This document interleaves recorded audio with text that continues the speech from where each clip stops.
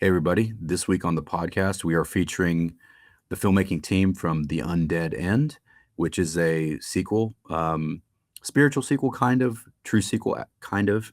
We'll talk about it. It is to The Quick and the Undead, which is a zombie movie that came out. Oh, man, it was 2005, I believe. We talk about that as well. But I have known Gerald, the director, writer, and Clint, the star. I've known them since that time because we met on the festival circuit and the convention circuit while they were promoting The Quick and the Undead, which they actually, um, there are some Texas people involved in that. Parrish Randall, that's how we met him. But we've been friends for a while, and I actually ended up working on Gerald's next movie, The Flesh Keeper, that Clint is also in and also producer of. So we've known each other for a bit. They recently shot, as I mentioned, the follow-up to The Quick of the Undead called The Undead End. And joining us on the podcast as well is their director of photography, Jonathan. Very accomplished. I love the look of the movie. I'll actually cut some stuff in here from it. Yeah, and we had a great chat about the genesis of this film, why they decided to make a sequel, 20 years later, the things that they approached differently, just how it all came together, what their plans are moving forward, and also how a bull nearly trampled us all to death on the set of The Flesh Keeper. So stick around and check out our conversation.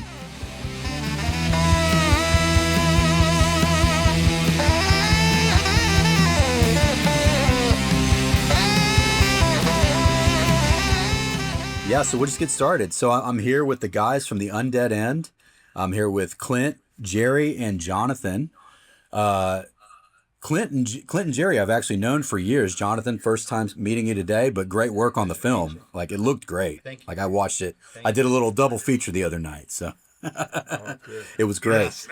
And how was that? I haven't seen The Quick and the Undead in a long time. I sent a link to Clint to review, and I reviewed it because I hadn't seen it in so long. But it was interesting seeing it after all this time. Yeah, it had been a while since I'd watched it too, and it was cool to watch them both together. And I'll speak to that a little bit later. But first, let's get started. If you guys would just introduce yourselves and say what you did with the film.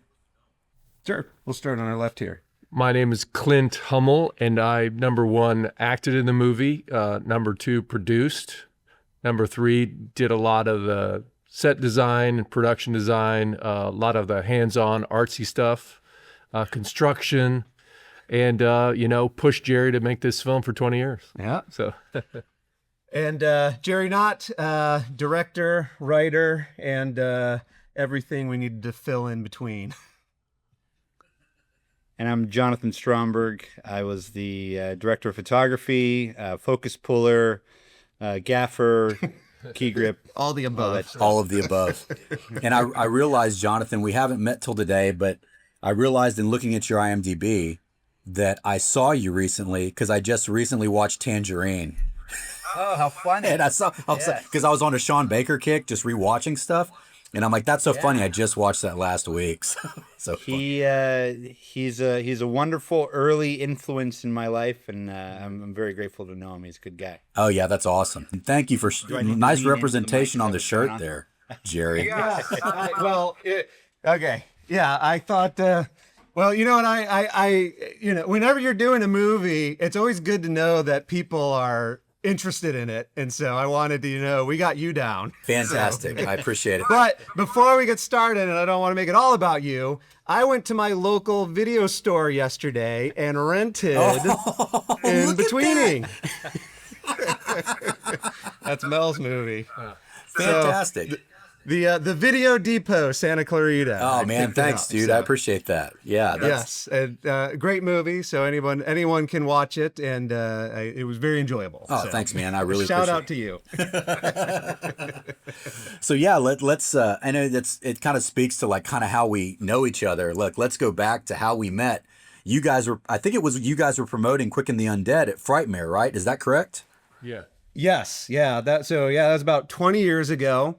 We were at the first Frightmare screening the movie. It hadn't been released yet for distribution, but that's kind of when we met all of the Texas crew out there. In fact, The Quick and the Undead was the very first movie ever screened at the Texas Frightmare. Oh, well, yeah, that's true. Now that I think about it, yeah, and I forgot it was that very first one. It was that first. The very first show, the very first movie they ever showed to the public in their screening format was our movie.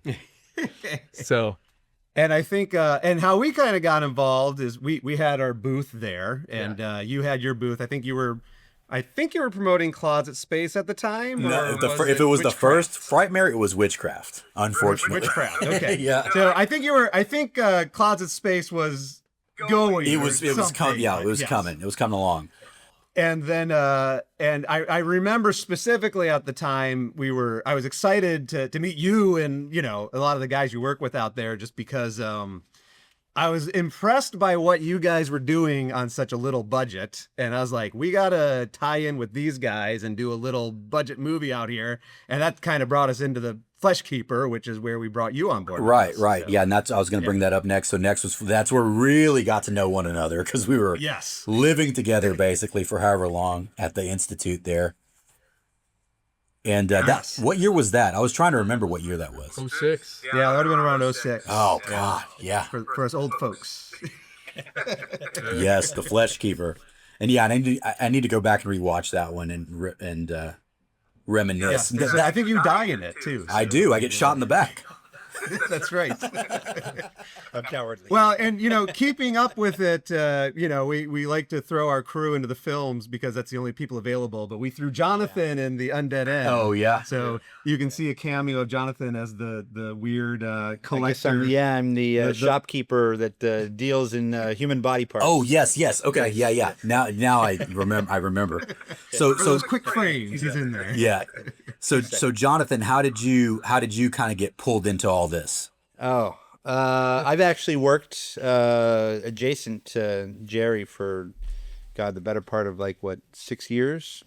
Prior to us meeting to this, we worked on TV stuff together. I was a camera assistant and children's show, children's shows, really which is really horror where movies out. where we This is get not- the I'm very inspiration. familiar with the children's children's show you worked on, because my daughter was addicted to it at a certain point. So Hey, I get addicted to them too. They're actually really fun, and you can't beat the 8-hour days. But so I started getting into visual effects, and I was sort of hanging out around the post-production house that he works at.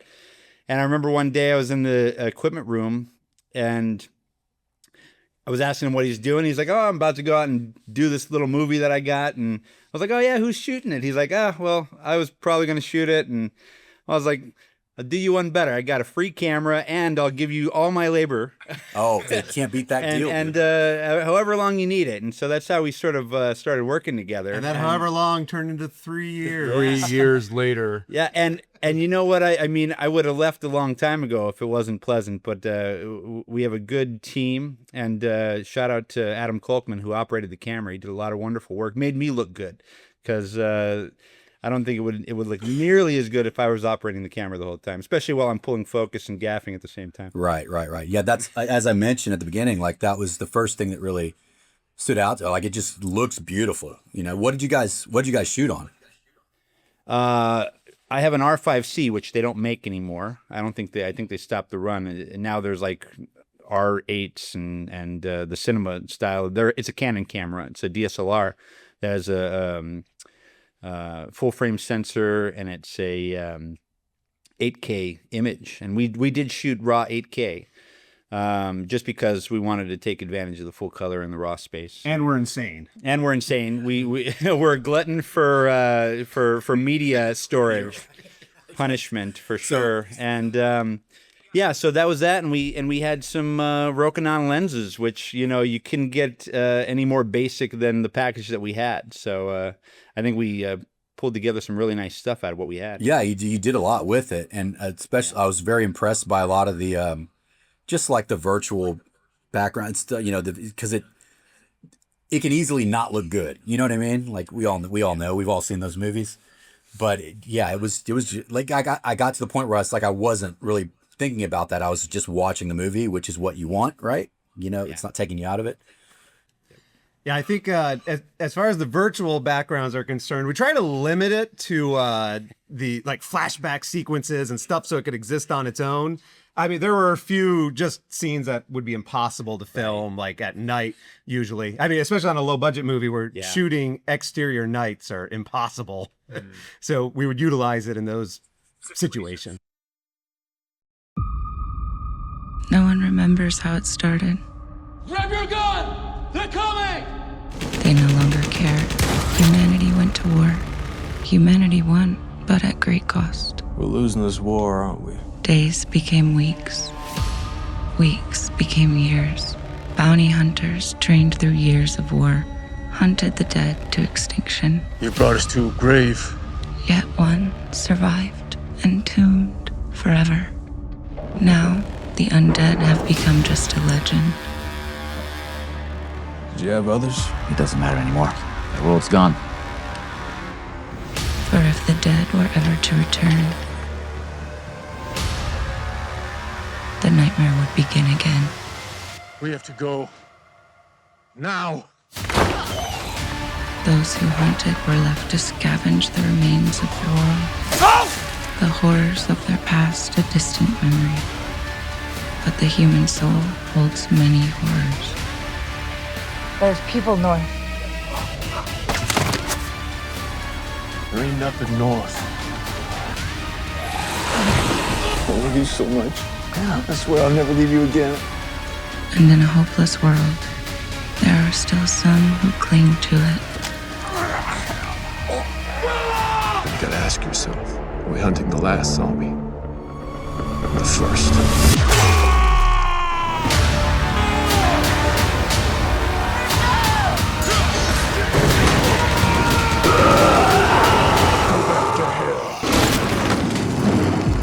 What are they gonna do to us? Use us to end the world. Come hurry and wake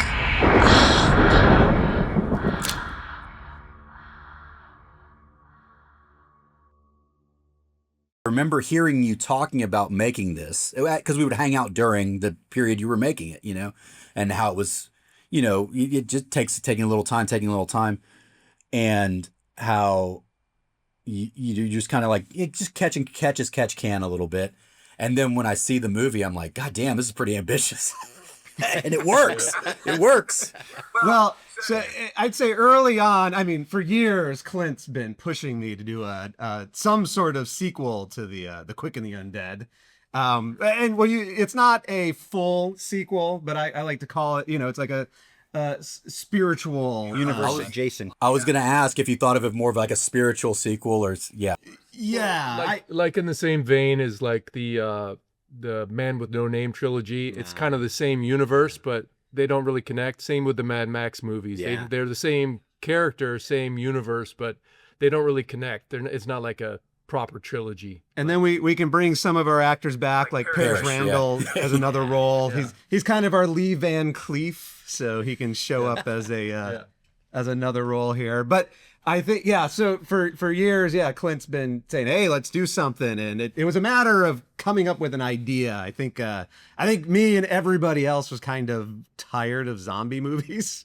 And it's like, what is something different that we could possibly do that hasn't been done before? And when I hit on just the idea of, well, but there's only one zombie and it's the last zombie. And then it kind of spawned from there. And I started writing around 2019. I think probably inspired by The Mandalorian a little bit of some desert stuff. And I handed the script to Clint, and Clint's like, this is great, we got to do it. And I was like, well, I said, this is a huge movie, there's no way we can do this, but if we're gonna do it, let's do it right. So we just took our time. And well, that's not he's not exactly truthful here. The real genesis of the movie was a couple, I don't know, maybe 5-6 years ago. I came to Jerry and like, I had this dream. Okay, I had this dream. I was the scavenger again, and I saw green lasers everywhere. That is true. Write me a movie about the scavenger and green lasers. And so it came true. We had green lasers in this movie. You did. I said, I want more green lasers in this movie. And to that end, and we can cut this out if you're worried about it being spoilery, but to that end, at the end of the movie with the green lasers, you said this is a spiritual sequel, but it definitely seems like you have ideas for like a direct continuation. Oh yeah. Yeah. Yeah, I think yes. There's definitely it is ended in a way that the next one could be a direct sequel to this one. So Well, you know, we always want to do something different. It was like you don't really see like Marvel style movie end scenes after credits and, you know, lower budget horror films or action films. So we wanted to make, you know, we're you know, punching above our weight, you know, and trying to set up the next movie to make a franchise. You know, why can't we make a low budget franchise, you know, series? and the idea of us making a sequel to a 20-year-old movie that nobody asked for is already insane. Yeah, don't think I haven't thought about it too. You know, but no, it you know, it really works. Now, again, maybe, you know, spoilery, and I can cut it out if you want me to, but I didn't realize until I was watching the credits that Clint, you did double duty. You know, as the role of the, you know, the bad guy, I guess you want to say. And did you always intend to do that? No, hell no, Okay. hell no. Yeah. Well, you know, you're a low budget filmmaker, Right, so yes. you understand. Yeah. But as we had the script, and we definitely we read people for that role. Oh yeah, you know, lots of people. But you know what it came down to is we're looking at a project that's going to be filming for 3 years, and we need somebody that's going to be with us for 3 years. And I was like, Clint, you're going to be with us for 3 years, and you'll be wearing a mask the whole time. And you're ripped. It'll be, and you're ripped. Yes. Well, Everything we need. The thing was, you know, that was going to be a hard part to cast because you need someone, you know, to be honest, you need someone that could, you know, be bigger and stronger than me. So, I mean, that would be pretty hard to find somebody who could intimidate me, you know. So, I mean, so that was number one. That was I'm kidding. But we were so, you know, we'd have people either they were huge and big and strong and couldn't act, or they were like really small but a great actor. That wouldn't have worked. So one day Jerry was just like, you know what, you'd be a good Chiron. And I'm like, no, there's no way, because I knew that it was going to be physically a huge struggle to sometimes play the same character in the same day. And at first it took about an hour and a half, 2 hours to get all that stuff on, because it was all clamping and painting myself. And I got it down to about an hour at the end. So, you know, physically, I mean, I'm not going to lie, it was tough. And then you'd have to wrap the head, put the helmet on, so it got pretty claustrophobic. So And we're in the California desert. I mean, there were days clocking at 105 degrees. I mean, it was hot. It was brutal. And then these guys are done up in all their makeup. And I mean, you can watch if any scene, if you watch, you can progressively see the makeup melting off of them as the scene continues. But Was it always intended that he have that headgear on, or did that come because you were covering him up? Because it was Clint. Well, you know, I think initially, I think there was always going to be some sort of headgear, and not for the idea necessarily that Clint would be playing the same guy, but I was thinking of a budgetary that we're not going to be able to mic everybody. So having a helmet, we could do ADR and not have to worry about it. yeah. In fact, I think in early drafts, I had the scavenger was wearing a mask for a lot of it, and you know, Clint wants his face. So to be seen. you really had no idea that was me. I didn't. It didn't occur to me at all. I was like, how did they find a guy that's that ripped to go? I really thought it was another dude you found. Honestly, I didn't even think about it. Which brings me to my next thing that, because sometimes when you see that when you clue into someone doing a double duty thing, you then start to look for, okay, how did they cheat this or whatever. Obviously it didn't occur to me, but I would like to ask, like, how difficult was it to shoot some of the things where When you we're together, where yeah. you were together, like what Well, as far as scheduling wise, I mean, obviously, usually for most of these things, we would film one day with Clint as the scavenger, and then we would film another day with Clint as Chiron. So we would, because Or you would start the day with the scavenger and then Right. I'd transition into the. yeah, mostly though, I mean, we were doing 2 days just because it took so long to do the Yeah, I was makeup. going to say, if we were doing a day where we had Clint and Scavenger, then I would have very good lighting. You Yeah. You had some time to set up. I had some time to light. So, but yeah, so but luckily, I mean, the script doesn't have a lot of, there's only a few scenes, right, where they're together, within the same frame. Like a lot of the scenes, they're framed separately, and there's only a couple instances where they actually have to physically interact. And we had an actor who played Virgil, actually, Aaron Foers, doubled Chiron whenever we were like grappling with each other. And Aaron is has a very similar build to me, same kind of muscle structure. He just happens to be about 10 inches shorter. So whenever he was in the frame, he'd be on an apple box. So that made him look like he was slightly taller than me. So it worked pretty well because he's very muscular. Even, I dare say, more.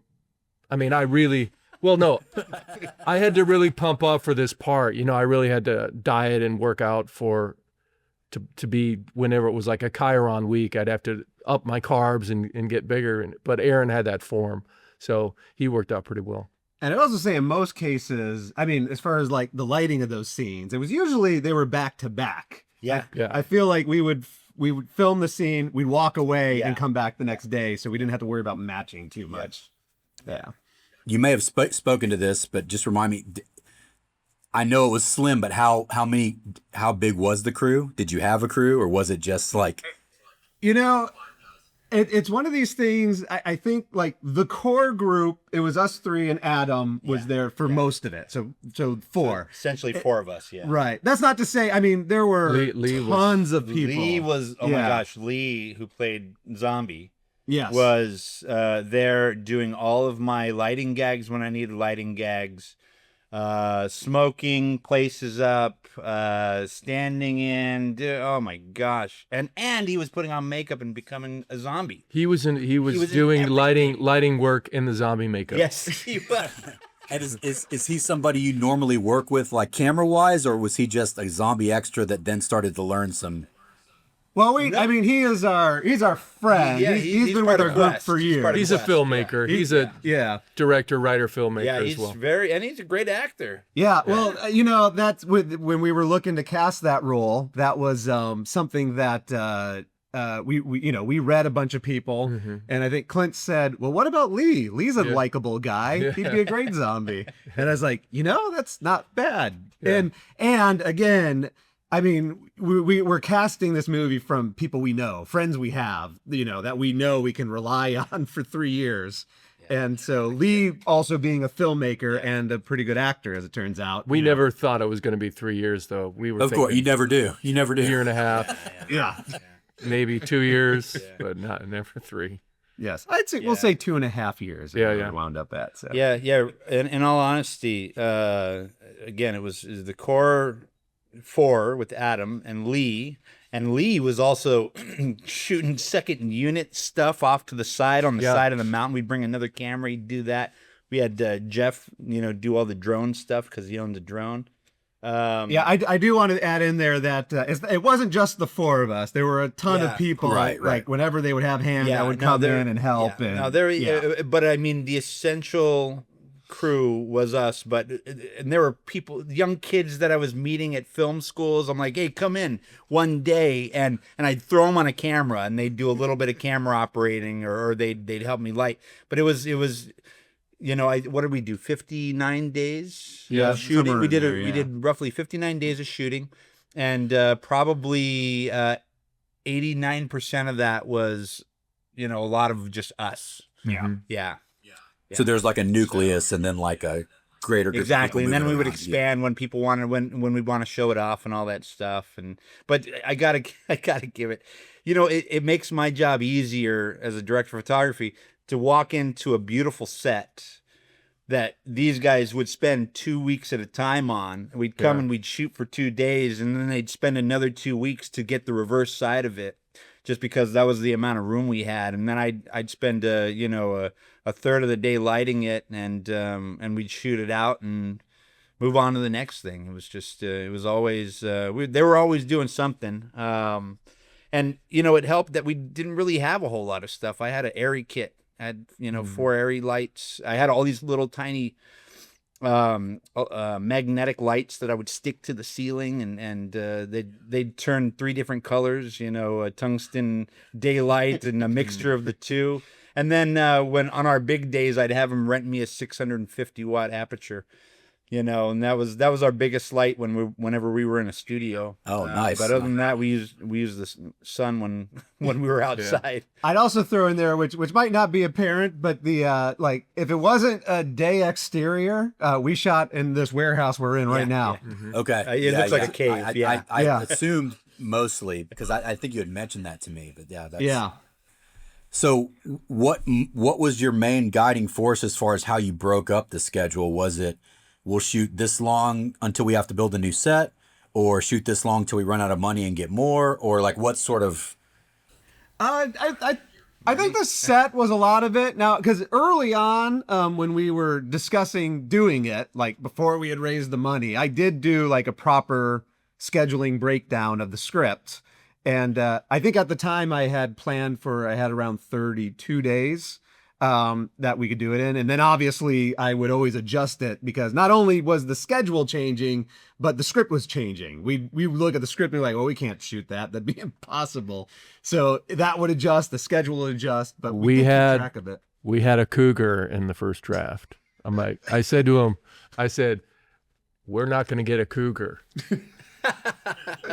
There was a cougar, there was a dog, there was there's a lot of stuff that could be examples of it. But a good example is the when Clint fights the Wasteland Queen. I think in the script it's written to be on like an abandoned highway with all these cars and stuff like that. And then we happened to find this amazing location with a crashed airplane, and we're like, well, let's write the scene to take place there. So it always evolved like that as far as where it would be. And by the way, I would get text message sides from him. I've never read a script in its entirety. I would get text message sides from Jerry. He's like, this is what we're shooting. I'm like, okay. And I'd call Adam. Hey, you available these days? He'd be like, sure. And then we'd show up and we'd shoot. I think that was mostly because I was afraid if I sent him the whole script, he'd be gone. So he just got a couple pages here and there. Yeah. They were exciting enough to keep me dangling, I'll tell you what. Yeah, I was gonna ask about the airplane thing, because that jumped. I was like, man, how did they find that place? Peer Space. That's a I highly recommend Peer Space. Yeah, of course. So I think it's so funny to me that someone just lists. They have a listing for like busted up airplane in desert. Yes. But it makes sense. It makes sense for LA, right? Yeah, we've got a few of them. I mean, that's a very cool location that had the airplane and the gas station in the opening. We're all at the same location there. And so a lot of our backlot desert, rock stuff too. We did a lot of desert rock stuff on the other side of the hill. Yep. So all at that place. All at that location. But then we did a lot of, we went all over California. We went all over Nevada to find like really awesome, like because that was one, when you're doing a sequel, you want to do the better than the first one. And one of the things that I always wanted to go back and change the first one is I never felt like as a Western inspired film it had large vista shots. So we were on the first movie, on The Quick and the Undead, we were so, we had a 14-day shooting schedule. It was very tight, and we didn't have time to find a lot of these places. And here I was like, well, if we're going to take the time and do this, I want to go and film these large vistas and go out to these rocky areas and cool locations and really open it up. Yep. That's, again, another one of the things that jumped out at me immediately, especially watching them back to back like that. Another thing that occurred to me is that the Undead End, is considerably longer. Yes. And I'm thinking of this also like an independent filmmaker, like knowing that you're shooting on a shoestring and limited budget and limited, accommodations or whatever. What I guess kept you convinced to keep it a longer movie, which I like. It's actually like there's no part of it I think shouldn't be in there. But what well, I stops would you say from cutting down the length, I guess? Yeah, I would say. Well, for me, I think the big thing that, like, with the first one, we were struggling to get it as short as it was because it was even shorter. It's like we had 60 minutes of a movie and we tried to pull it into a feature. So it's like, where can we make it longer? How many zombies can we list in the credits to get us to 80 minutes? Yeah. Yeah. In fact, some of the assemblies or the first drafts of the edit were well over 2 hours, 2:15, right? Yeah, for Undead End, yes. Yeah, for Undead End. So eventually we'll get a director's cut. Yes. Well, and I wanted to, I think what I said going into it is I want to be able to edit this movie, because when you've got like the first one where you got 60 minutes, it's, you're looking to pull it and you're compromising to make those scenes longer.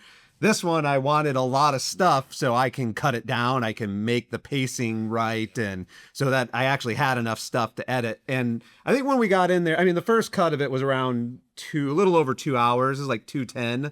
And I knew it was long, but that from there I can go, okay, now how can I pace this and, get it? It always felt like an hour 45 to me. So that I landed. I think it's like the perfect length. And I honestly, I didn't think about that even until I looked at the file at the bottom of the screen. I'm like, this has been on for an hour, an hour and 45 minutes. Like it moves, Yes. Yeah. Well, thank you. Yeah. That's that's what, that I think is important. And it was, to be able to make it slow or fast, to have enough footage to do that, where like the first movie, it was so constrained, we didn't have options. But here, I mean, there's only pretty much everything we shot is in the movie, except for I think there's only really one scene that we cut. So, but all scenes are trimmed. I mean, I trimmed a lot of lines and action that, within the scenes, but no complete things were cut there. So another thing I have a note about, I was curious about, and I was trying to figure it out watching, but I couldn't get a beat on it. Is the Marauders' language like entirely made up, or is that some other foreign language I just didn't recognize? Yeah, a great question. But so the actor who played Virgil in the movie, the brother in the beginning, who also plays the warrior scout with the helmet on. Everyone plays double duty in the movie, but he created the language for us. He's like a linguist. Yeah, he's a master of the voice, and he based it off like dozens of languages, and it actually tracks. It's translatable, and they're not made up words. They're all derivatives of. They're all because it sounds all real words. It sounds like a real, and I was like, is this just something I'm not figuring out, But it sounds legit, And he can speak better to it. I've heard him talk about it enough, but that's exactly why he wanted to go, is because when you have a language that actually has rules and makes sense, even if you don't know how to speak it, you can understand they're saying something, as opposed to people who are just saying gibberish, and then it's gibberish. Yeah, like the one word we'll say is the bad guys, the savages call the scavenger the cacklin, which is kind of a play on cockroach. He's like a wasteland cockroach, they call him, and you'll hear that word throughout. And for me, when I played Chiron, I had a scene where I had a good chunk of that dialogue, and I said, I'm going to learn these lines. It took me almost 3-4 weeks of extrusion. It was hard to learn the lines. And I'm doing it with the mask on, and then after I'm like, let's just voice this over after this. Then Chiron spoke English for the rest of the scene. And so like in Star Wars, like you know, the raw footage is them, all the people who didn't have masks speaking this language, but I'm yelling at them in English, like, find him, kill him, you know. So I'll also put a shout out to Eric Snow, who played the crossbowman in the movie. And he was with us early on, and helped with a lot of our set design and crew stuff. Yeah. But he was the only cannibal person who isn't wearing a mask. So it was upon him to learn that language and speak those lines. So to actually learn the language and then be able to act, he mastered it. He did a great job. Yeah, it just adds to the richness of the world or whatever. It feels real. Like I said, it just feels real. It really works. And I think that's one thing we discussed was, you know, making the world so that it so it did seem bigger. Like there's lots of things going on in the background, like in the flashbacks, that you could go, oh, well, that could be an entire other movie that we just kind of duck into ours and they're out for a moment. And, you know, we wanted to keep it feeling big like that. So Absolutely. So you guys shot. So how long of that 3 years, what were you guys shooting, I guess? Almost 2.5. Yeah. Well, I'd say, well, our last day, we were just talking about this earlier. We were talking about this earlier. Our last day was December 2025, like our last really day, which I think we shot some zombies on we shot some green screen stuff. And then I would say 2 years solid of principal photography, the scenes, the dialogue, and then like at least 6 months of filling in stuff that we need, you know, major stuff, but a lot of action, a lot of really, you know, a lot of green screen, a lot of effect stuff. Yeah. And I think there was there's a good point where we've got 85% of the movie done. We put a cut together and we see, oh, what do we need to fill in some spots? Like what could make this look better? And then we would go and add some stuff after the cut. So we definitely had a cut early on that had some holes in it that we knew we had to fill in. We needed more gore. Yeah. So, I think the last major thing we shot was the World War II trench stuff. Yeah, right? all the flashbacks that you see throughout the film from Scavengers, you know, history with, what was the Griff? Griff stuff. Yeah, I love that. Yeah, another thing that I didn't really know about, and I was like, holy shit, they did this too? And again, it works and it doesn't look forced or cheap. You know, I think it, you know, all that shit looks great. So yeah, and I'll say those scenes were scenes that were you know, I think at points we'd say, should we just cut those scenes? Yeah, and I mean, they were on the cutting block if we couldn't have the time and the money. I mean, but the rich, like you said, it would have taken away from the story. Yeah. So we went all in and built some trenches. Yeah. I'll just say, I mean, that's a whole nother story. It took us maybe 3-4 weeks to make that trench set. Yeah.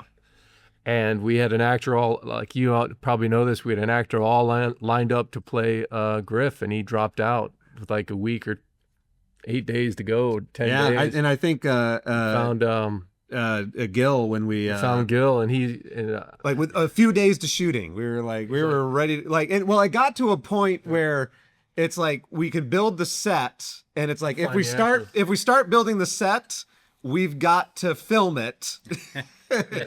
So we have to find somebody. So we were down to maybe like a week until we were supposed to shoot, and we still hadn't found an actor.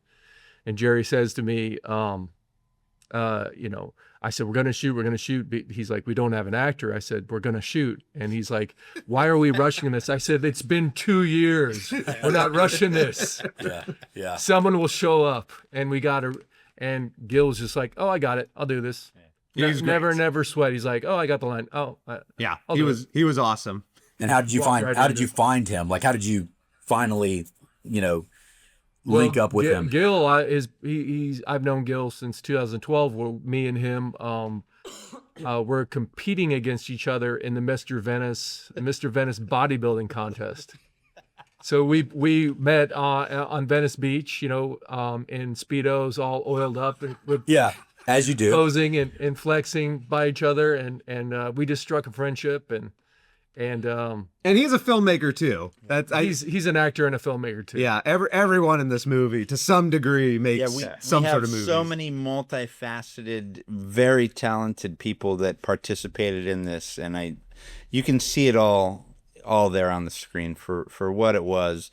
I mean, and the fact that we got to shoot at a features pace, really, I think that helped tremendously. It gave I truly believe it gave me the time that I needed to do what we had to do with the amount of resources that we had. But I could only imagine that, we and you gotta speak to this.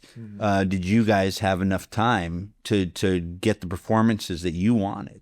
Yeah. Oh, I think for sure. I mean, and I think in this one in particular, and I'll let Clint mention as well, but I think oftentimes in our other ones, because we're so quick and since this one we're weekend warriors on this one. We're shooting on weekends and taking weeks in between.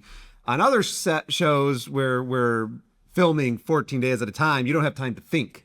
And when you're producing, you've got to be doing all that. And I think the performances suffer because, are you a producer? Are you an actor? You don't have time to concentrate. So I think at least on this one, I hope we gave you adequate time for performances to go in there and do it. To work with the lines and work with Maggie even on our own. We had time, big breaks in between. But for me, the only problem with stretching it out over 2 years, 2.5 years, is you can kind of see the length of my hair go up and down. Like, oh, it's really long here and flowing. Then it's up here, it's down here. So, and I cut my own hair, so it never looked good. And I would also fluctuate in weight. But, if anyone, lifts hardcore weights, they know that, based on if you got a little tweak or an injury here, you're going to lose 5 pounds in like a week, or you're going to gain 5 pounds if you're eating well, you're not stressed. So, depending on where I was, you can see my weight up and down in this movie. At least I can. So that's the only drawback of physically doing a movie over such a long time, is to keep continuity of your person, really. Especially when you have a physical role and you're running around without your shirt on and stuff like that. So. Yeah, of course. Well, even Lee, our zombie, for 3 years, and be like, you cannot cut your hair or you cannot grow your hair. You are stuck as a zombie. Yep. Yeah, he had long hair when I met him, huh? Yeah. Wow. He cut it for the movie, and he was done. Oh my gosh. That was it. Holy smokes. And then I will throw in too, just another piece of the puzzle was our actress Maggie, who was tremendous. Oh yeah, she was great. She was great. Yeah, she came in and again it's she's it was finding a core component of somebody who can come on for that journey to be working with us for so long and have the patience to do a movie over that long. And she was in it every day. She brought 100% every time she was to set. So. Yeah, she the thing is just the commitment to being that character for so long it was just a real gift that we had. I mean, we were so lucky to find her before she becomes a super huge movie star. I think that's like I said, let's cast this young woman before she gets a huge TV show, so, and I'm sure that's coming one day. So. How long was the post-production process then? Just like 6 months or so? Yeah, not long. Yeah, it was about that. We moved pretty fast, and But you've been editing for years. Yeah, I mean, we would film stuff, and I would cut it together. And, it was assembled, and we would do like there's some like and we talk a little bit about the arena sequence, but like that one we definitely shot probably over the course of a month. Of building different areas of the set, and I would edit what we'd have and fill the rest in with animatics, and I would come back and be like, okay, this is what we need to fill in this, and so we would come back to like that particular sequence, which is probably one of the bigger ones, is and always one is like, God, how are we gonna do this? We kept pushing that one off to the end of the shoot because we had no idea what we were gonna do. Yep. But it was originally envisioned as like an outdoor arena, like a big, stadium sort of thing. And at one point, I think I was just watching Return of the Jedi, and I got inspired by the Rancor pit. And so I was like, they do this. They just kind of shoot through some grates and have some rock walls. And I said, we can do that. But even then, we had to build only half of it because we only had enough rock walls to build half of the arena. So we would shoot on one side with the gate, shoot on the other side, and then we would shoot through the grates. So there was 3 sets. Yeah. Combined into one sequence. Yep. And but getting back to the editing side of it, we would shoot the first part, I'd edit it, and then I would take storyboards and animatics and fill in what I think we need, and then we'd film that and I'd fill it in. So yeah, so we were doing post all along the way we were filming. Yeah, so I imagine that did help the process a little bit. Having done that a little bit of that myself, it kind of at a certain point you're like, this is all I need. I just need this. Right. Let's not waste time. Yeah, I just need to get this one shot. I'll shoot on my phone. I don't care. So you guys just recently premiered it, right? It was like 2 weeks ago. Yeah. 2-3 weeks ago. Yep. Yeah. Had our cast and crew screening for everyone here in LA, and got we wanted to show it off in a big theater, which it looks great. Yeah. Good job. Very happy. Very happy with it. I didn't have to sink back in my seat. I was very proud to see it up there, and it looked wonderful. And good sound. These guys did a wonderful job. Again, it's like I watched it without judging my work, and that's a great sign. Yeah, absolutely. Of the movie. I was in it just for the entertainment, which was great. I even sat and watched the whole thing, which is not something I would feel normally do. Yeah, it's hard. I usually will stand in the back or something. Well, and I think even working in post-production, I like to avoid the big screenings because if a media offline pops up in the middle of the movie, I am going to be terrified. That just you saying that made my stomach clench. Oh my gosh. But I was gonna say, but yeah, we wanted to put a big premiere together for everybody. That was everybody put so much work on it, and it was kind of our thank you to them for just to show everybody's work. We had Jonathan Cinematography. We had our amazing sound mixer, and to put it into that theater with all the 5.1 and just hear it. That came together. And a great score by Brian Beardsley. Yes, yeah. Brian did a great job on the score. He worked on the score on Fleshkeeper and Quick and the Undead. Yeah, I recognized his name when it came. Which is funny because I going back to as we were watching Quick and the Undead, but I was surprised at how muted the music was. Mm-hmm. I felt like the music in the Quick and the Undead kind of filled scenes, where in the Undead End it's much bigger and yeah. I think when me and Brian first started talking about the music, I said, that scene in Broken Arrow with John Travolta comes over I said, let's do that. And he's like, okay. And we just kind of ran with it. Awesome. So what are the plans moving forward with it? Are you guys going to try to do festival screenings or anything like that? Yeah, I'd say at this point, we don't have anything to announce yet, but we're looking at some festivals. We've submitted to some, and we're going to bring them out to some over the course of the next year before we bring out to a proper distribution, I think. But we're still playing the plan as it comes along. But right now we're taking the festival run, and then trying to get it out to everybody as soon as possible. Gotcha. Might I suggest Amazing Fantasy Fest in Buffalo? Yes, I right there. I saw it. Yeah, right it would fit it like it would be the perfect place for it. Like I've premiered movies there, but I've gone a couple times just to go, and it's like it's the perfect vibe for something like this for sure. Where's that one at? Buffalo, New York.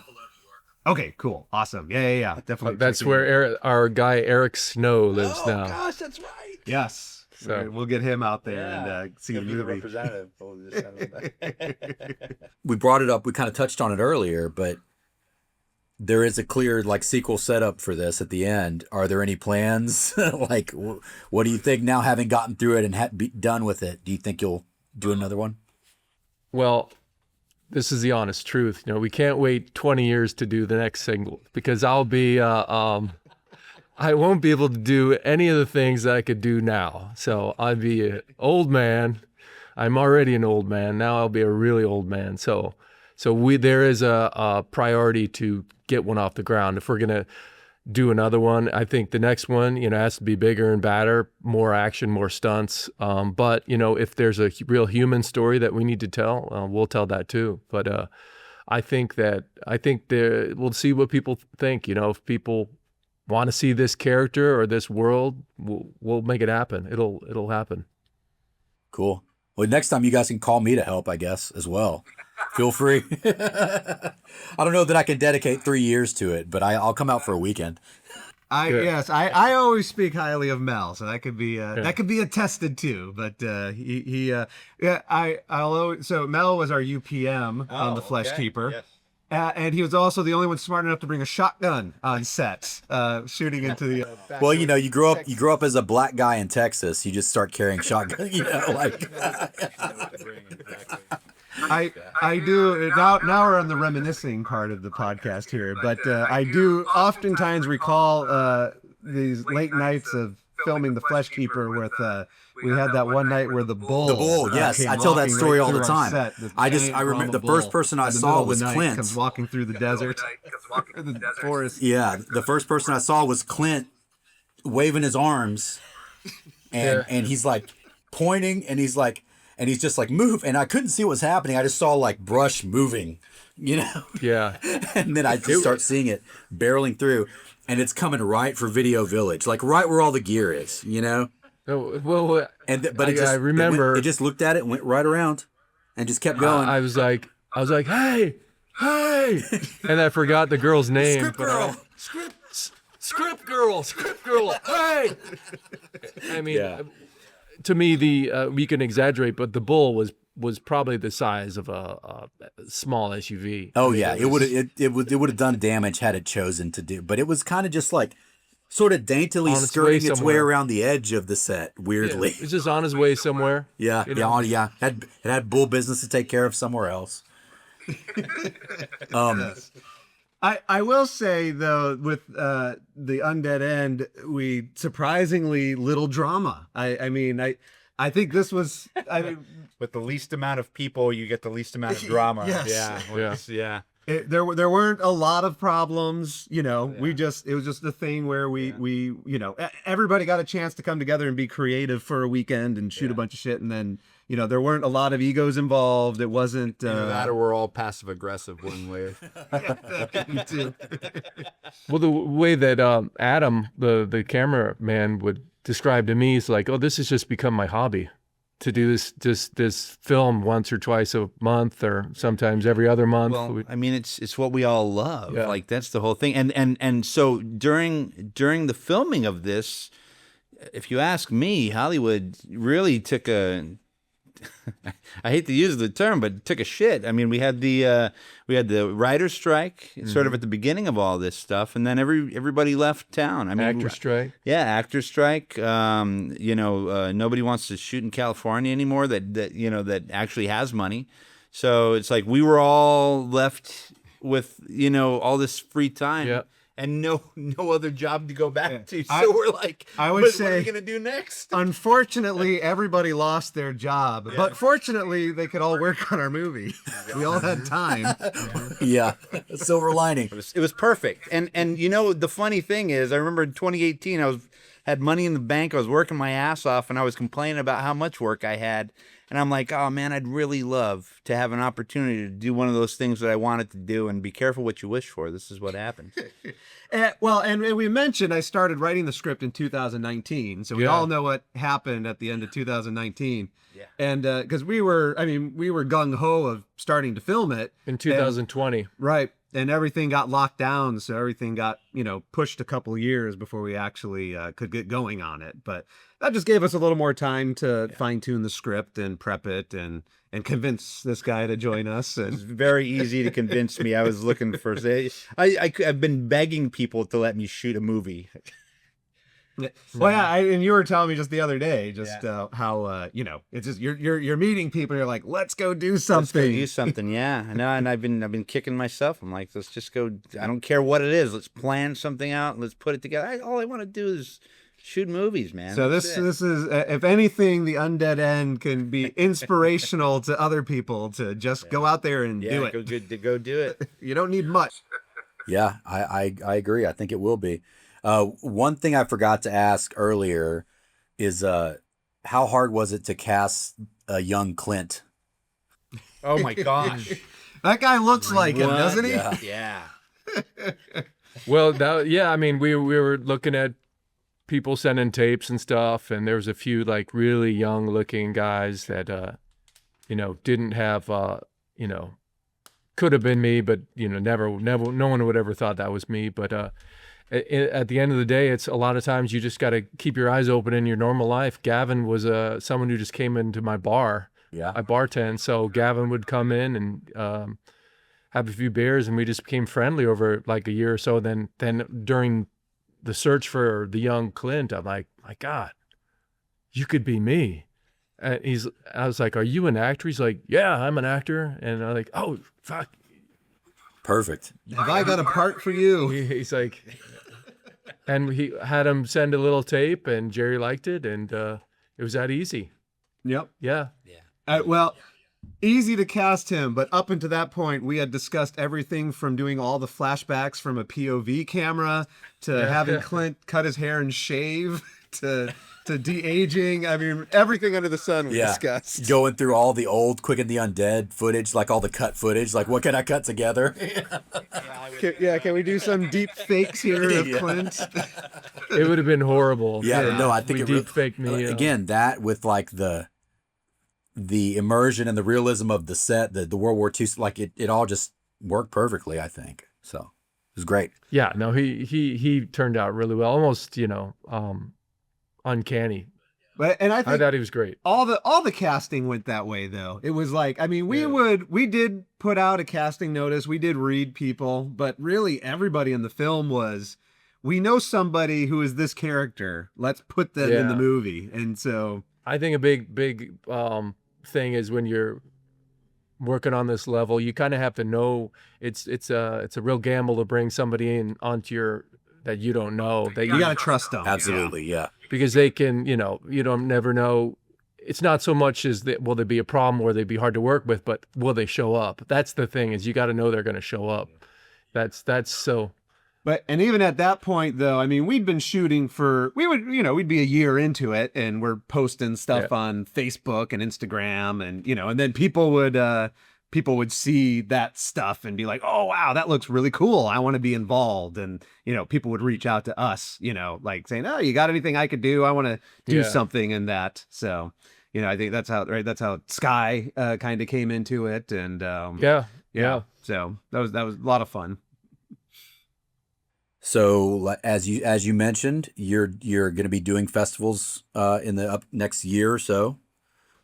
Yes, we'll do a shout out to the website Undead End, and then as we start getting some info, we'll be posting stuff on there, and then we do have an Instagram and a Facebook up now, so we'll be able to keep people. I'm always posting on my Instagram at Clintus Hummel. So we try and keep, we've tried to keep an online presence, but we got our trailer up, and so we're trying to keep it alive right now. So.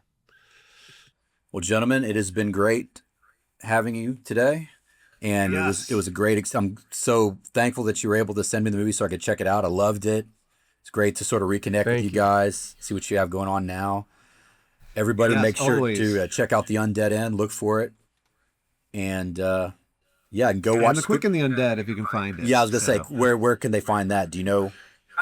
The Quick and the Undead's currently not out there, but we're working on some things to get it back out there, so it'll be out soon. The only way to really get it right now is on eBay. There's probably about 30 or 40 copies for sale on eBay. For all the physical media fans out there. DVDs. Yes. They're DVDs. That is how I've gotten copies of my own movies sometimes. So there's one. I'll get that. There is a market. And, the sad thing is half those copies are signed. So that they probably got at a festival. What am I? Let's get rid of this. Let's sell this. This movie sucks. Nothing sacred. No, but yes, always good to reconnect with Mel. And when you're out in California, always look us up. And we cannot wait. We cannot wait to bring this film to Texas. Yes. We really wanted to shoot this film. We really wanted to shoot this film in Texas, that was a huge option. We just never got there. But of course, you want to bring it back to the Frightmare, for the 20th anniversary of the first film being in Frightmare. So, and other Texas festivals too. So. Yeah, that would be awesome. Yeah, just keep me posted. I'll do whatever I can to help. Sweet. Awesome. Awesome. All right, gentlemen. Well, thanks for being here. Yes, that was a lot of fun. Enjoyed it. All right.